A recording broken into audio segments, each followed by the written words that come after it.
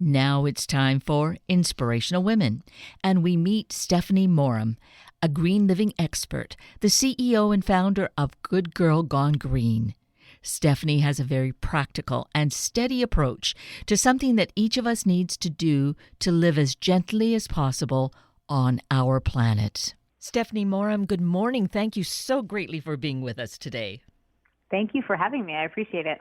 Well, I am so grateful that we have this opportunity. I first saw some information about you and the work that you're doing, and it was specifically geared actually to clothing and how 85% of our clothing ends up in landfills. And I thought, that's really awful, stunning, terrible, because I'm really conscious myself about my clothes and what to do with them and wanting to recycle and get kind of stymied. So I thought, oh, perfect. This is going to be a great time to learn something important. And the real critical thing is being able to do something good for our planet, right? Right. So we're going to get to the clothing bit as well as other things as time permits. But in terms of your inspiration, what was it that happened with clothing specifically that got you moving in this direction? Well, it wasn't specifically clothing that kind of changed everything for me. It was about 12 years ago when I was watching the movie Food Inc. And that is what changed everything for me because I started questioning why. So it started with food, questioning the food that my husband and I were eating, how, animals are treated and how farming works. And so that kind of started my why, like why, like as kids in kindergarten, we're always like, why mom, why dad, why this, why that? So this was like my why. And that kind of led to getting pregnant with my daughter and then questioning the products that we were potentially putting on our bodies, putting on my body that could affect her while I'm pregnant. And then also seeing that as new parents, we were being marketed and bombarded with so many things that we needed to buy when actually we don't need to buy everything we're marketed. And clothing started to come up. And it started to come up in respect that children own a lot of clothing. They get a lot of clothing and they don't wear them for very long.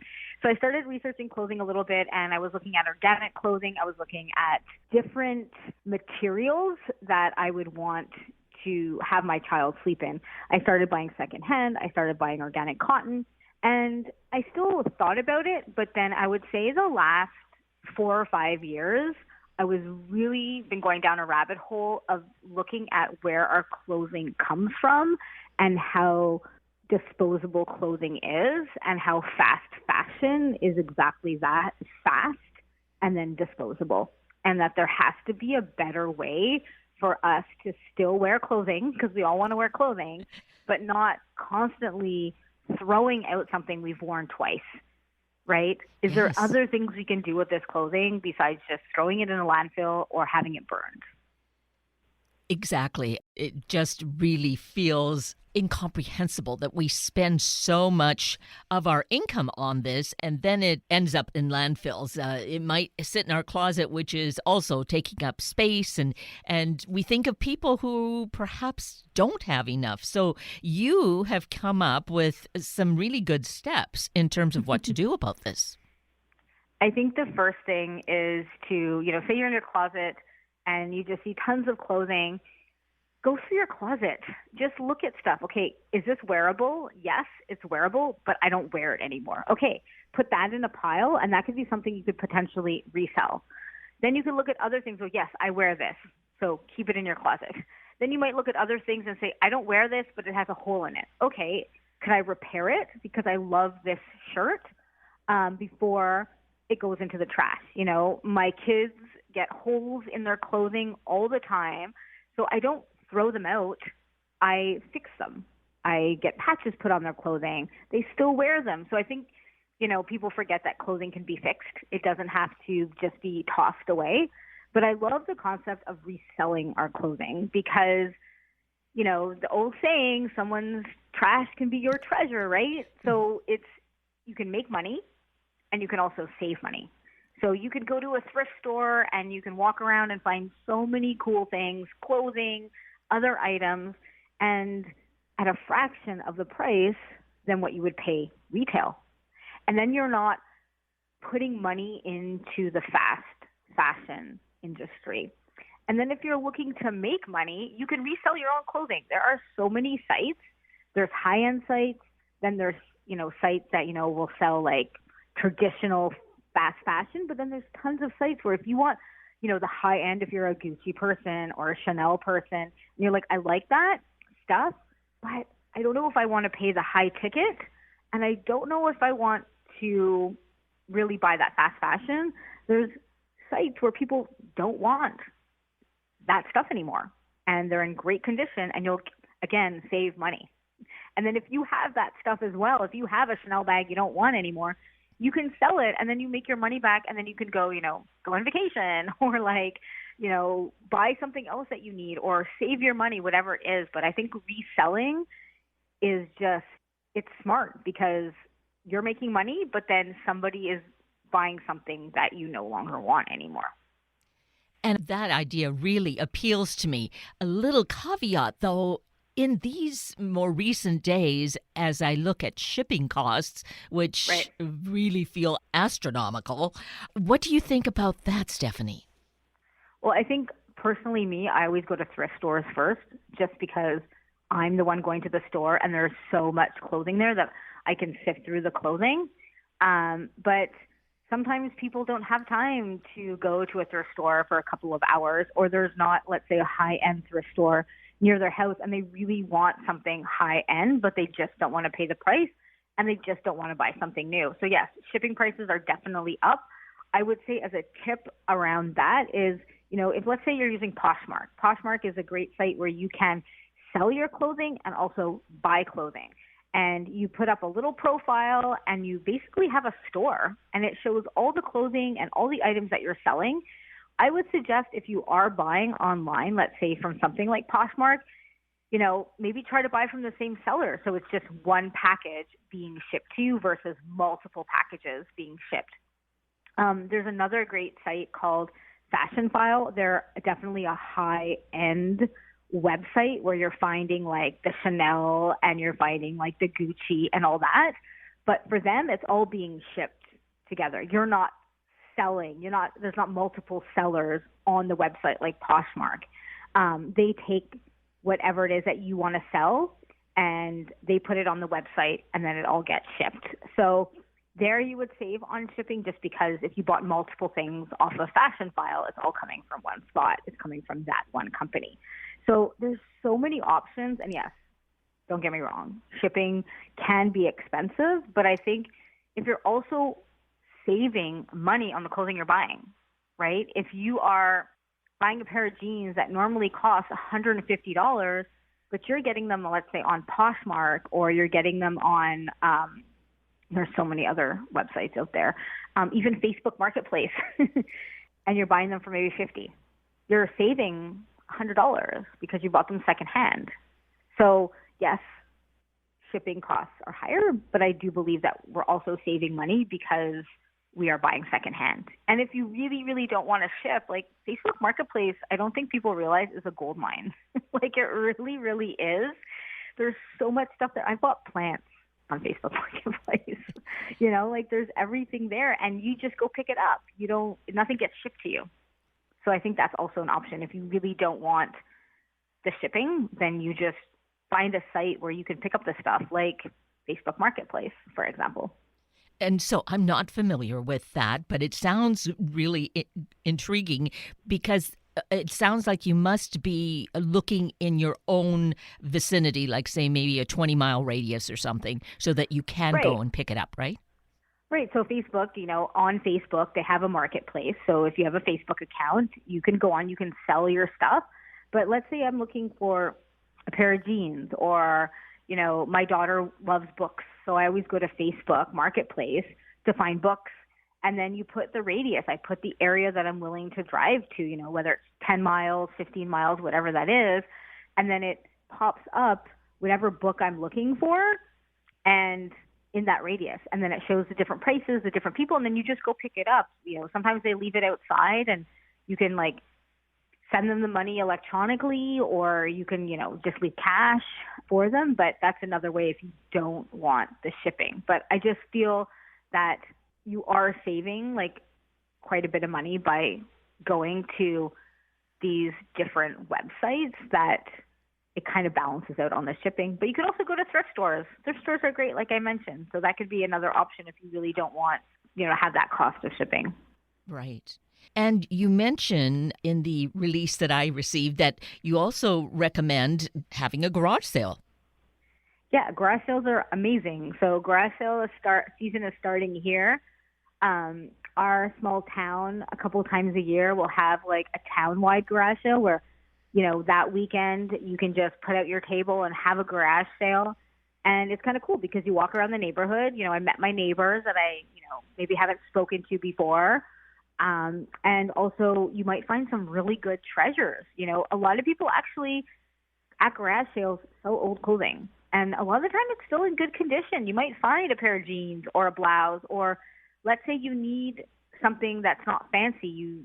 I don't know what it is. You might need like an old T-shirt because you don't have one at home and you just need an old T-shirt. Well, you might find an old T-shirt when you're walking, or you might find something that you do need. And again, someone else's trash is definitely could be your treasure. So I love garage sales because I feel like I find super unique things when I'm walking around with my kids. For example, my son he has a football at home and he's like, I want a stand. And I was like, oh, check out Facebook Marketplace. We happened to be walking around, a couple of weeks ago for this garage sale, and someone was selling one for like $2. So I was like, I'll take it, right? They didn't want it anymore. My son's going to use it. He's 9.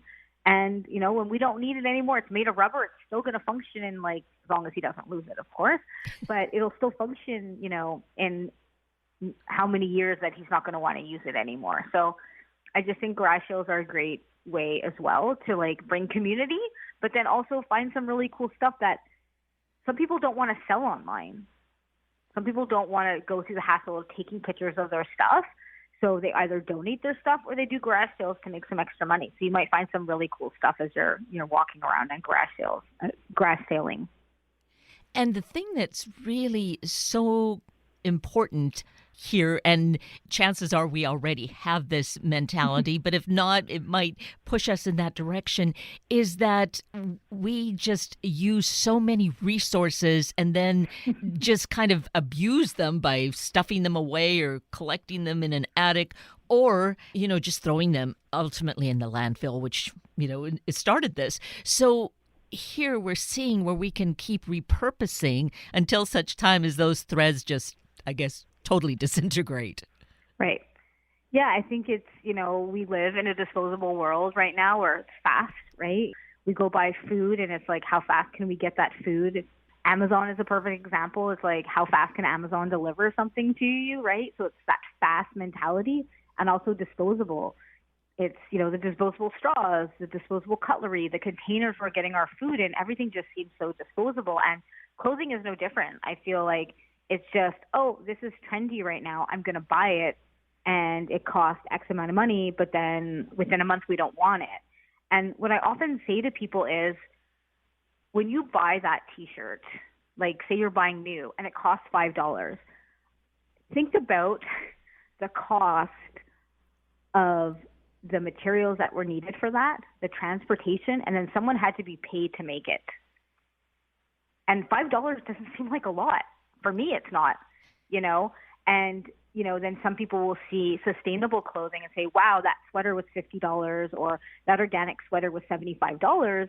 But to relay back to people is, yes, it's more expensive, but that should actually be the cost of our clothing, because it wasn't made overseas.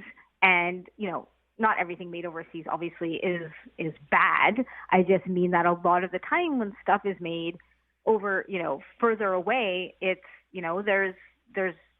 there's no laws about labor like there is, in North America. So we have this clothing and we're paying $5 for this T-shirt, but again, like, break down.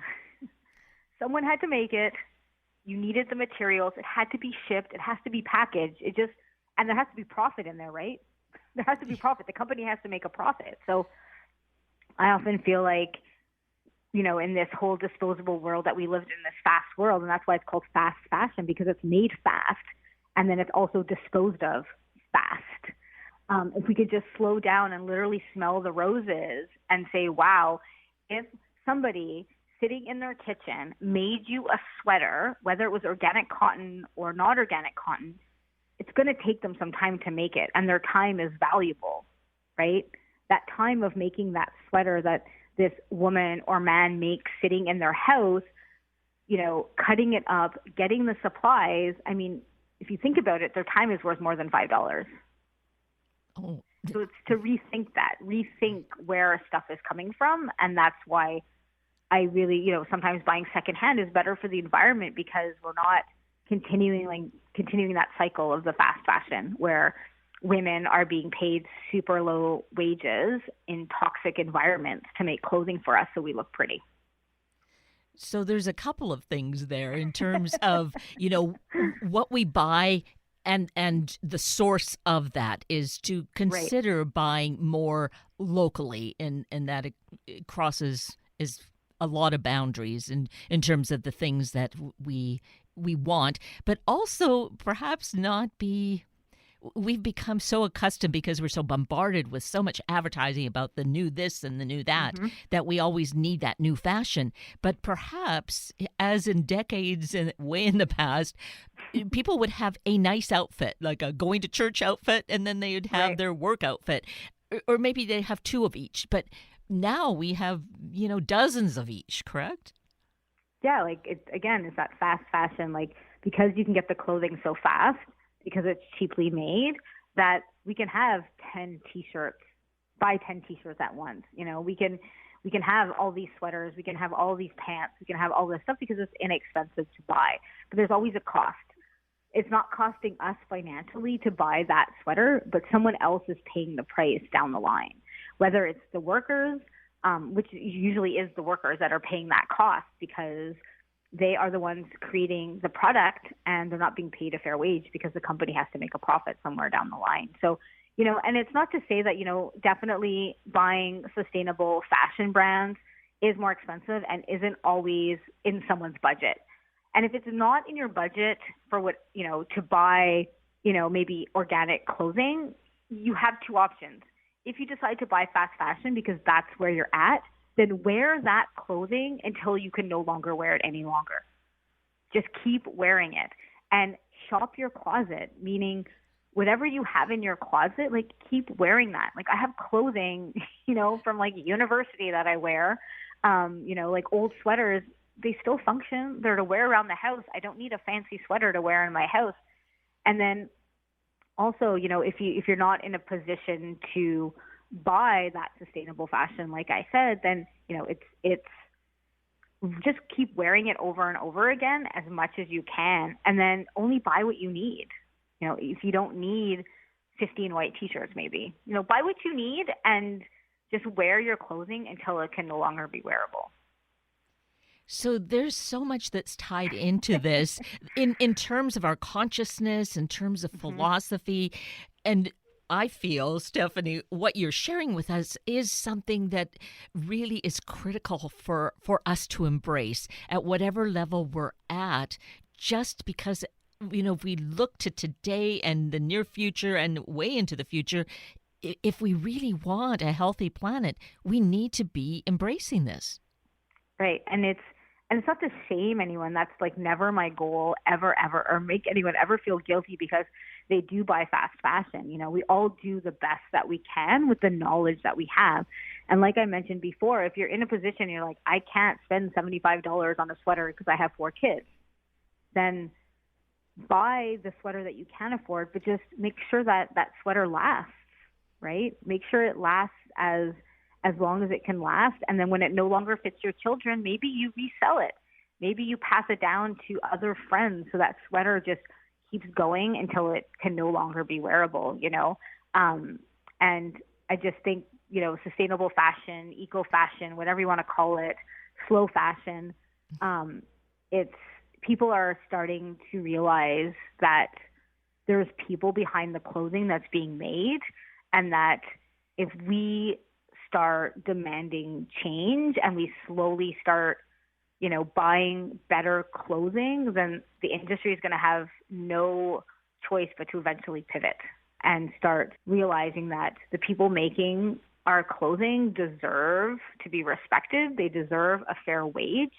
I don't think anybody that's listening right now would want to be paid $4 to make a shirt, right? And I think we forget that because we just see the shirt. We don't see that everything that goes behind it. So it's just to be conscious of your decisions and make, every day maybe make a better choice than the day before. And someone might be listening being like, I can't afford to throw my clothing on. That's not what I'm saying. I'm saying that if you do decide to buy something new, maybe just step back and say, I wonder who made that. I wonder who the face is behind the person that made that sweater for me or made that shirt for me. And is that the company I want to buy from? And if it's yes, then just wear that sweater as long as you can wear it. Or go find something secondhand at the thrift store or, online at something like Poshmark or Fashion File, or there's like other sites called Tradesy, there's Facebook Marketplace, Spread Up. They're all great options to buy stuff secondhand. And let's mention your website, Stephanie, because there's such a wealth of information there, way beyond what we're able to touch on this morning. Yeah, so you can find me at goodgirlgonegreen.com. And I also have a podcast as well called Green Junkie. And it's just a podcast all about green living, all about sustainability and a host of different topics. And I have guests on it that are, more experts in different fields. So it's just I feel like it's my podcast. I'm going to say it's great, obviously. But I think it's just, there's so much variety on it that there's something there for everybody, no matter where somebody is on their journey, whether it's they want to learn about sustainable fashion or they want to learn how to reduce their plastic, or they want to learn, they have kids and they want to have less waste in their lunches. They want to learn how to compost. I think there's a variety of topics that, that someone can kind of binge and learn about on the podcast. So you mentioned you started this journey about a dozen years ago, Stephanie, with watching Food Inc. So where is your journey today in terms of food and nutrition and health? I think I'm always learning. I'm always down that rabbit hole of asking questions, asking why. I feel like a kid half the time, why? I think it's just at the time I ate meat. My family eats meat now. I decided to go vegan, so I ate a vegan diet for my own reasons. We're just more conscious. We buy local food. We buy organic food. And we do this because we want to support the local economy and we want to have the least amount of pesticides being sprayed. So again, organic food is a whole other topic, but organic food is sprayed with pesticides, but it's just a different type of pesticide that is approved by organic farming. But all that to say is it's not as harmful as traditional pesticides. So that's kind of where we're at. We exercise a lot. We're in nature, and just respecting the earth and respecting the planet. For me, it's like a whole cycle. It's not just, oh, I'm buying sustainable fashion. It's just the earth as a whole, right? Respecting the trees, respecting, the animals that potentially give their life to put food on our tables. And just, it's kind of like a full circle for me. And things change. Things have definitely changed in the last 12 years. And it's funny to see my kids because this is all they know. They don't know anything different. My daughter embraces buying secondhand clothing. They embrace, that their lunches sometimes look different than their friends' lunches and stuff like that. But for the most part, they embrace it. And it's kind of just their way of life now, is living this lifestyle. So how is it that their lunches would look different from their friends? Well, we're heavily on this whole reusable thing. So their lunch boxes, they might not be the plastic containers, or, they might have organic food that doesn't look like traditional. So their granola bars might look different than the average granola bar that someone might just buy a regular granola bar. Or, they don't have that traditional white bread that another family might have. And there's no shame. We're all on our journey. It's just sometimes they look a little bit different, and I put different things in their lunches. We try to use the least amount of packaging as possible, so there's not a lot of processed foods in their lunches. Where a lot of traditional families, again, we live in this fast-paced world, and a lot of the time it's two working parents, and you're just hanging on by a thread sometimes. And you just got to get that lunch together, and then you just put what you can in the lunch. So sometimes they look a little bit different, but they love it. They like their lunches. And I would guess that they probably are teachers to their friends. Yeah, I mean, they talk about these things, and I remember one day my son came home, or it was my daughter. I was like, Mommy, there's like another organic kid just like me in my class.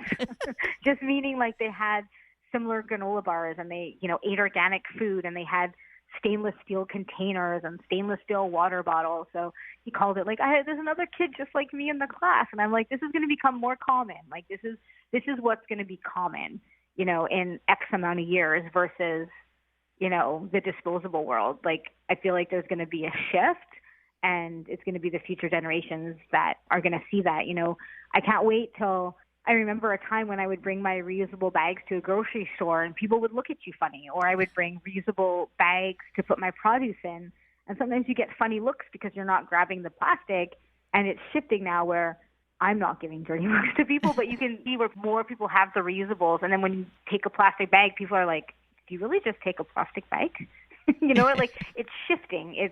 That mindset is shifting where people are more conscious of their actions, whether it's fashion, whether it's just composting, whether it's, the plastic they're consuming and the waste that they're creating. So I feel like that shift is happening. It's just going to take time. And it's going to be like the younger generations that are going to help flip that switch of, hey, you're getting a coffee or you're getting a tea at a coffee shop. Like, where's your reusable mug? You don't take a disposable one, right? So Right. I think that's where things are going to start to change. And you mentioned in terms of carrying your own bags to the grocery store here in Washington State, that now is the rule. If you want another bag, you pay for something. But typically people are carrying in their own bags to carry their groceries home. Right. So, yes. So that shift is already happening. It can sometimes take a while, but sometimes it happens just very quickly. And so I wanted to ask you then, just as maybe a wrap-up note in terms of water bottles. So there are BPA-free plastic bottles, but are stainless Right. steel better? Well, me personally, I like stainless steel and glass better just because there's no coatings or anything on it, where something might be BPA free, but there's still sometimes something else that they use within the plastic. I mean, I still use plastic. I'm not going to lie. Like we have 2 plastic water bottles because that's what fits on our bikes because the stainless steel doesn't fit. And they're BPA free. I just personally don't heat up plastic in any sort of cooking or anything. I stick to steel and glass.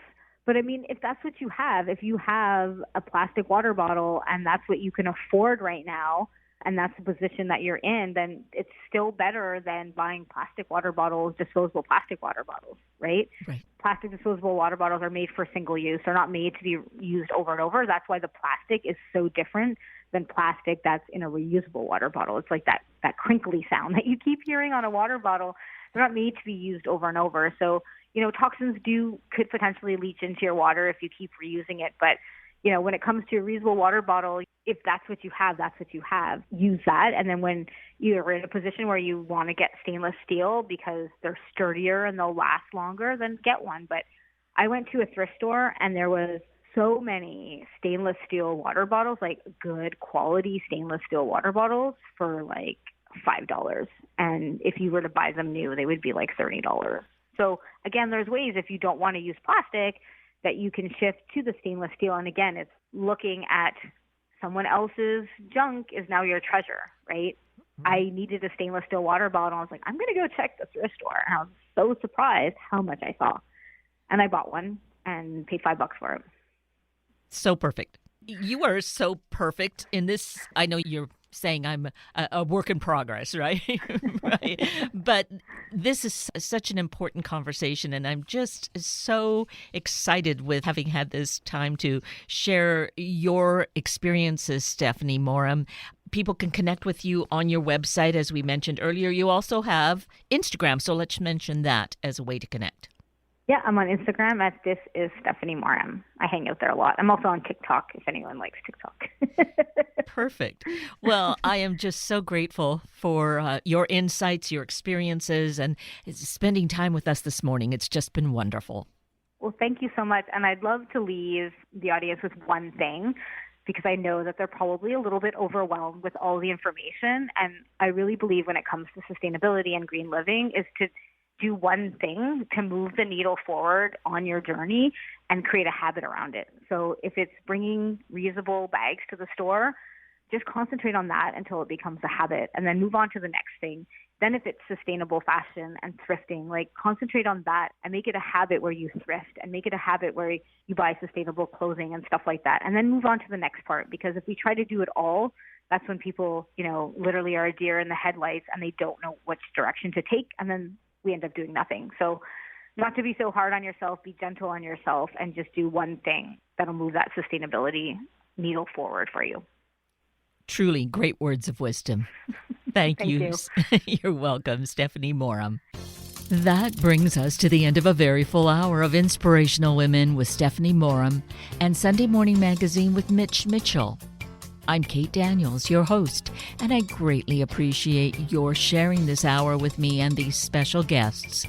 For details you might have missed or information you'd like to know, please just send me an email, kated@warm1069.com, and I will get right back to you. Also, if you'd like to listen again or share these important stories with your family and friends, find the podcast on our Warm 1069 webpage. Just click on the podcast tab and then either of the show names and then look for the guest names. I now wish you and your family a day of taking time to plan for living simply and thoughtfully. Have a week of the same, and then please plan to join me again next weekend for another hour of Sunday Morning Magazine and Inspirational Women on Warm 1069. Good morning.